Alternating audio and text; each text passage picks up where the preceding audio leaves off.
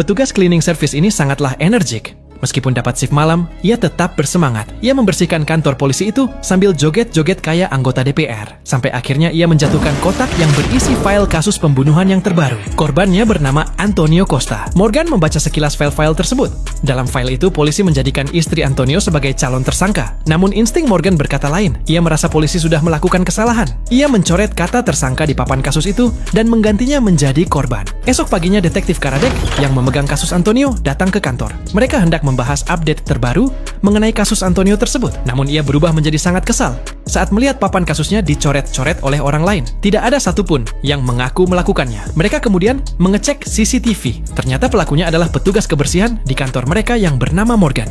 Detektif Karadek kemudian menciduk Morgan di rumahnya dan membawanya ke kantor. Kapten Selene mengatakan jika perbuatan itu mengganggu investigasi adalah kejahatan yang serius. Morgan bisa dipenjara atas tuduhan menghambat penyelidikan. Morgan berkata, ia tidak bermaksud mengganggu. Ia memiliki pemikiran lain di mana jika ia melihat kesalahan, ia harus memperbaikinya. Detektif Karadek nampak tidak yakin dengan ucapan Morgan.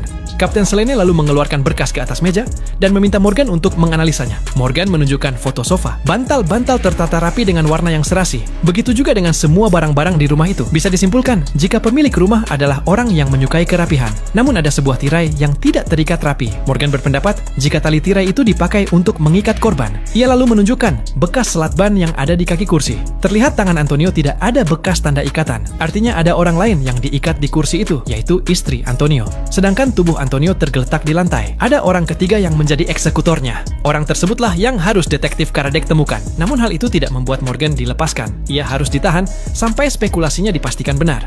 Tak lama berselang, petugas lain datang ke ruangan dan memberitahu mereka bahwa orang ketiga juga datang ke rumah pada hari pembunuhan. Sebelum mengonfirmasi hal ini, detektif Karadek menyuruh agar Morgan ditahan. Morgan ditahan selama sehari karena ia telah mengganggu pekerjaan polisi. Bagaimanapun, mereka mendapatkan rekaman CCTV di luar rumah korban dan dari situlah mereka mengetahui tentang seorang gadis yang datang ke rumah korban hanya 30 menit sebelum pembunuhan. Mereka segera memanggilnya untuk diselidiki, tetapi gadis itu dengan tegas menyangkal. Ia bersikeras bahwa dirinya ada di rumah sepanjang hari saat pembunuhan terjadi, bahkan tidak pernah datang ke rumah korban. Detektif Karadek dan seluruh timnya menjadi sangat bingung. Sementara itu, Morgan akhirnya dibebaskan. Sebelum pergi, Morgan melihat rekaman CCTV tersebut dan mengatakan bahwa rekaman itu palsu. Ia menambahkan bahwa tanggal dan waktunya salah. Detektif Karadek menepis ucapannya. Namun, Kapten Selene menghentikannya untuk meminta penjelasan. Morgan menjelaskan bahwa angin dalam rekaman itu bertiup dari selatan ke utara, padahal pada musim gugur di musim panas, angin selalu bertiup dari utara ke selatan. Ini berarti rekaman yang ditampilkan berasal dari beberapa bulan lalu. Untuk mengalihkan perhatian polisi, rekaman lama itu telah diganti dengan rekaman hari itu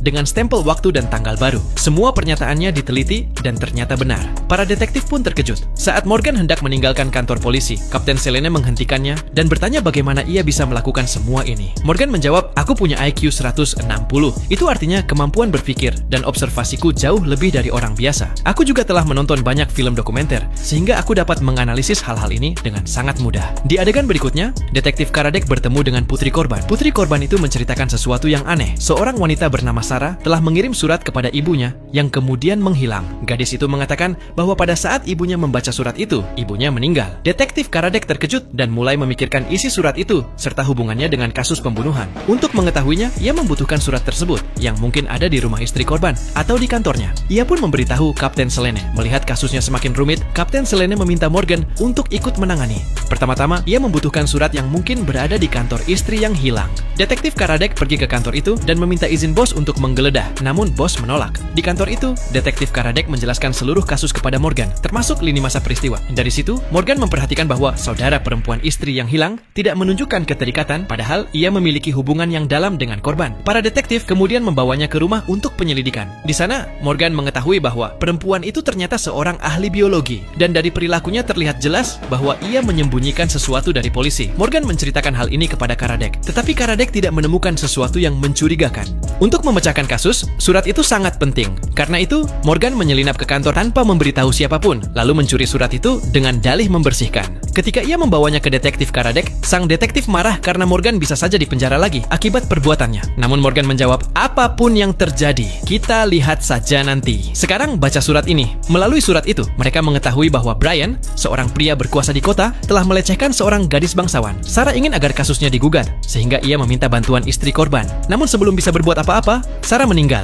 Kini Brian juga menjadi tersangka utama. Karena itu, detektif Karadek memanggilnya ke kantor polisi. Brian dengan jelas menyangkal, mengatakan bahwa ia tidak melakukan pembunuhan karena ia tidak berada di tempat saat hari kejadian. Namun, para petugas mengetahui bahwa Brian berada di Fountain City pada hari pembunuhan. Sebelum penyelidikan berlanjut, bos kantor tempat Morgan mencuri surat datang untuk menuntut Morgan secara hukum. Detektif Karadek pun marah karena Morgan kembali melakukan kesalahan, meski sudah dilarang. Akibat hal ini, penyelidikan tertunda. Karadek pun menyingkirkan Morgan dari kasus. Namun keesokan harinya, karena kecerdasan Morgan, Karadek kembali menemuinya untuk meminta bantuan. Ia tidak bisa memahami hubungan Brian dengan kasus tersebut. Brian berada di Fontana pada hari pembunuhan, tepatnya di sebuah geng. Morgan berpikir sejenak, lalu mengatakan bahwa pembunuhan itu tidak benar-benar terjadi pada hari yang ditayangkan. Menurutnya, mungkin pembunuhan itu terjadi beberapa hari sebelumnya, lalu diubah dan ditampilkan seolah baru saja terjadi. Detektif Karadek bertanya dengan heran, bagaimana kau bisa mengatakan semua ini dengan begitu yakin? Untuk menjelaskannya, Morgan membawanya ke rumah korban. Di sana mereka memastikan bahwa suhu rumah sangat rendah, sehingga mayat tidak membusuk